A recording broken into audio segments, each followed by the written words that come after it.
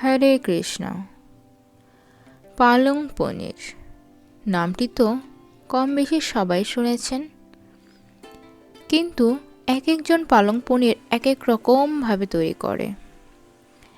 সুস্বাদুকরভাবে পালং পনির তৈরি করার জন্য আমি একটা হাঁড়িতে দিয়ে দিচ্ছি জল, সাথে দিয়ে দিচ্ছি স্বাদমতো নুন। জলটাতে এবার আমি দিয়ে দেব পালং শাক।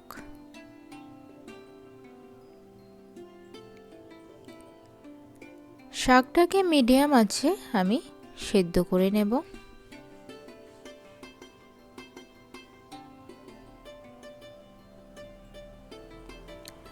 মিডিয়াম আঁচে শাকটা সেদ্ধ হতে আমার 5 মিনিটের মতো সময় লেগেছে।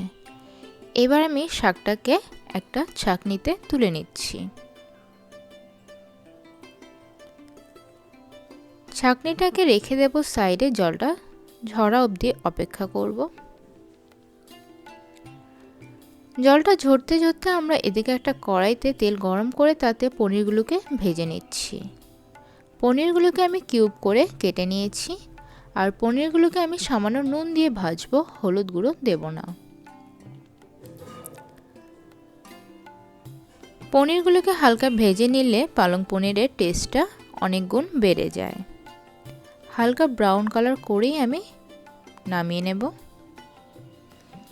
খুব একটা বেশি ভাজলে কিন্তু আবার শক্ত হয়ে যাবে, খেতে ভালো লাগে না।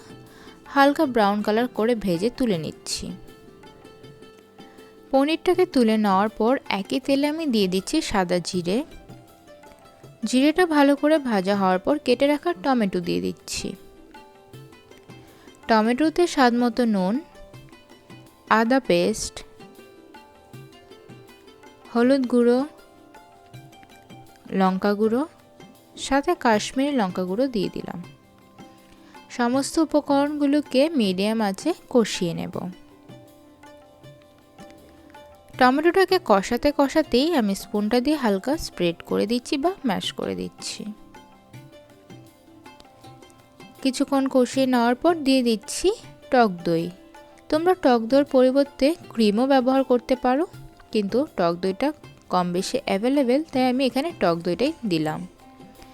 দইটাকে গ্রেভির সাথে ভালো করে মিশিয়ে নিয়ে বেশ কিছুক্ষণ কষিয়ে নেব মিডিয়াম আঁচে।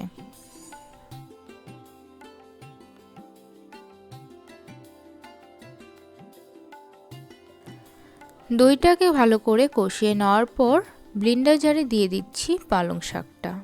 জলটাকে খুব ভালো করে ঝরিয়ে খুব সুন্দরভাবে মিহি করে ব্লেন্ডার করে নিলাম। এবার গ্রেভির মধ্যে শাকটাকে দিয়ে দিচ্ছি। পুরো শাকটাকে এখন আমি দিলাম না, অর্ধেকটা আমি পালং শাকের পেস্ট এখন দিলাম, বাকিটা পরে দেব। শাকটাকে গ্রেভির সাথে খুব ভালো করে মিশিয়ে নিয়ে কিছুক্ষণ কষিয়ে নেব।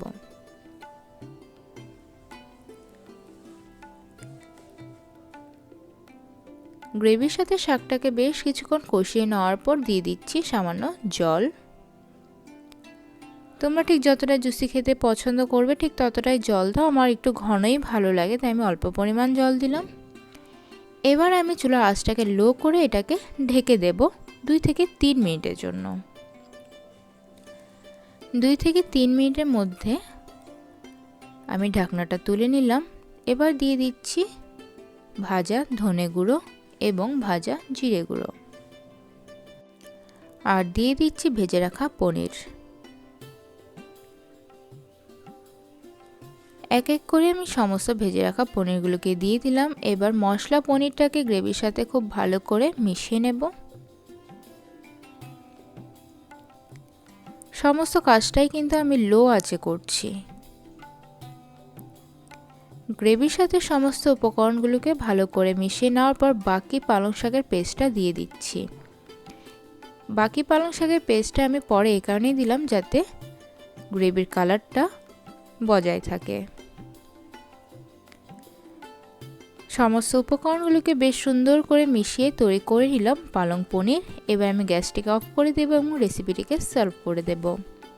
তো বন্ধুরা, আজকের এই পালং পনির রেসিপিটি তোমাদের কেমন লেগেছে কমেন্টে অবশ্যই জানাবে, আর যদি ভালো লেগে থাকে অনেক অনেক লাইক করে দিও। ভিডিওটি দেখার জন্য ধন্যবাদ।